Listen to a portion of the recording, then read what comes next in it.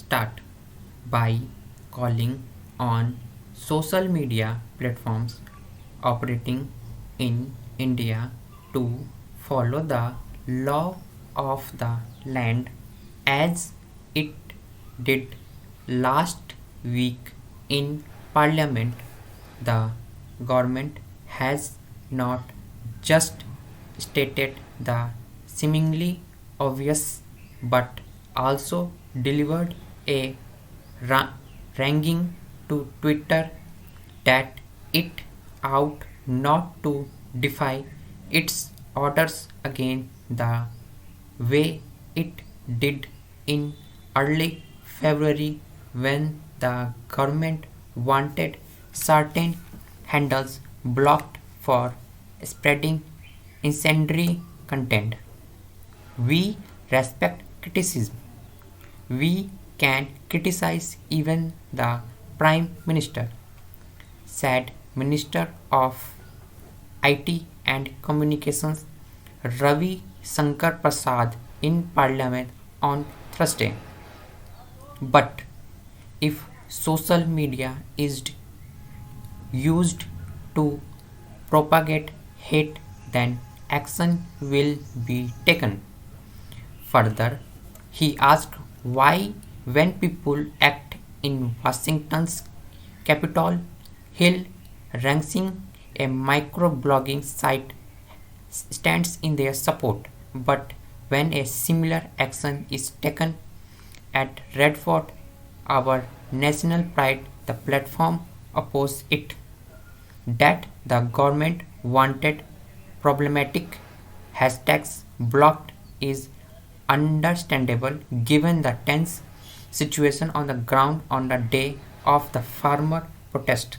But what is difficult to appreciate is also that it is also wanted handles of some journalists, activities and politicians to be blocked. Twitter eventually compiled but not fully. We have not taken any action on account that consists of news media entities, journalists, activities and politicians. It said in its blog. To do so, we believe would violate their fundamental right to free expression under Indian law. After all this, the issue is still in the realm of statements and counter statements. While keeping up the pressure on Twitter by threatening to take action, the government, at least for the time being, seems to have stopped short of taking action. And while being defiant initially, Twitter also seems to have stopped short of escalating it and going to court. This is significant because if either one of the parties had decided to escalate the issue, the contentions law under which social media platforms are required to comply with blocking orders could come under legal scrutiny.